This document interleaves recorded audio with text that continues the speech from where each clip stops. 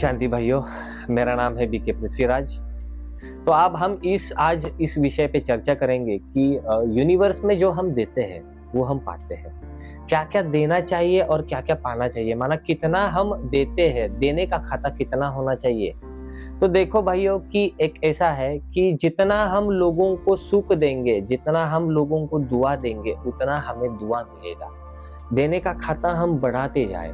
देखो कभी कभार ऐसा होता है कि भाई ये जो चीज है, जो कुछ भी मिला है वो हमें मिला है, उसको नहीं मिला है। ठीक है, उसको नहीं मिला है, पर उसके प्रति आप शुभ भावना शुभ कामना रखिए, उसको मिलेगा। ऐसे जलन नहीं होनी चाहिए। ये देखो जो किसी घर में अगर शुभ कार्य होता है तो शुभ कार्य होने के लिए लोग क्या करते हैं, दिया जलाते हैं, है ना। तो बहुत सारे लोग ऐसे बोलते हैं कि दिया बुझने के बाद हम हाथ ऐसे ऐसे करते हैं ना दिया के सामने, तो ऐसे करते हैं, माना क्या है कि दिया बुझता है। दिया बुझने के बाद क्या होता है, दिया बुझने के बाद अपशकुन होता है। ये थोड़ी मिट्टी का दिया है, ये थोड़ी अपशकुन करेगा। अपशकुन होता ही नहीं है मिट्टी के दिया बुझने से। क्या होगा, ज्यादा से ज्यादा क्या होगा, होता ही नहीं है अपशकुन। तो दिया माना क्या, दिया माना मन का दिया, इधर का दिया। दिया माना देना, आप कितना देते हो। अगर इधर का दिया आपका बुझा हुआ है ना, तो आप कुछ नहीं कर पाओगे। दिया माना देना। हमने सुख दिया, है ना, हमने खुशी दिया, ये जो होता है वो दिया होता है। आप जितना लोगों को सुख, प्रेम, खुशी, आनंद दोगे, उतना आपको रिटर्न मिलेगा। भले आपको अभी नहीं लग रहा है कि रिटर्न नहीं मिल रहा है, कभी ना कभी तो आपको रिटर्न मिलना ही है। तो देने का खाता बढ़ाओ भाइयों। और एक मेरे हॉस्पिटल में एक बात हुई थी।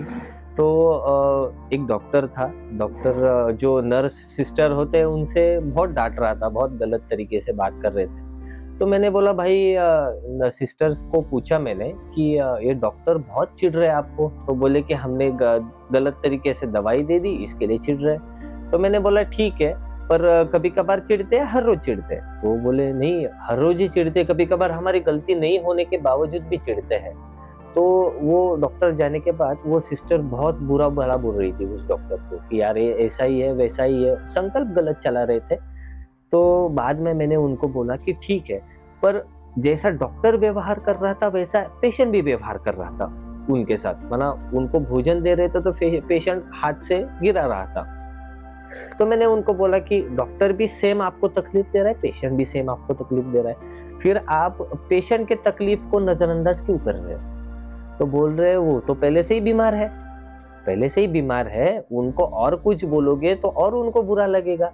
तो मैंने उनको बोला कि अगर आपको ऐसा प्रॉब्लम होता है, अगर किसी डॉक्टर, कौन सा आपका जो बड़ा हेड इंचार्ज है, अगर आपको किसी बात पे कुछ टोकता है, नोकता है, झोंकता है, तो मन में एक संकल्प करो कि आज ये बीमार है ना।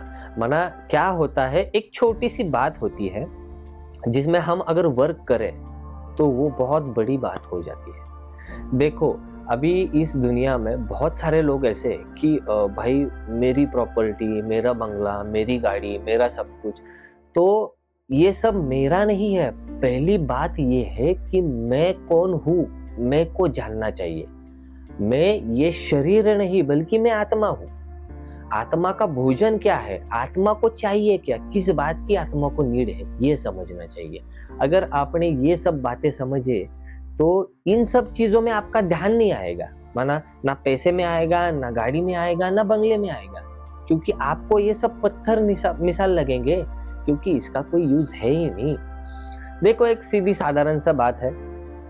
मेरे एक दोस्त के पिता ने शरीर छोड़ा था अभी एक 2-1.5 साल पहले। तो उनके पास प्रॉपर्टी बहुत थी, पैसे बहुत थे।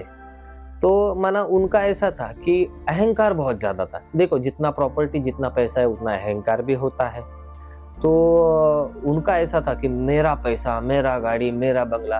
पर एक सिचुएशन ऐसी आई कि सेकंड में खत्म हो गया। तो मेरा काहे का मेरा खत्म हो गया ना, तो वो मेरा नहीं है ना। माना अब अगर खत्म होने के बाद वो आप लेके जा नहीं सकते हो तो मेरा काहे का, क्या बात है, ये मेरा बोलने से मतलब क्या है? देखो, एक बात होती है कि जब हम एक आध इंसान को मना जला देते हैं, है ना, अंत्यविधि करते हैं, उसका अंत्यविधि बोलते हैं। तो अंत्यविधि करते समय क्या करते हैं, उसके जो माना जो मनपसंद चीजें होती है, या उसके कोई लेटर्स होते हैं, या उसकी कोई ऐसी चीज होती है कि जो हमें याद दिला के उसकी याद सताए, वो सब हम जला देते हैं। क्यों जला देते हैं? क्योंकि उसकी याद नहीं आए। तो भाई उसका पैसा और उसकी गाड़ियां क्यों नहीं जलाते?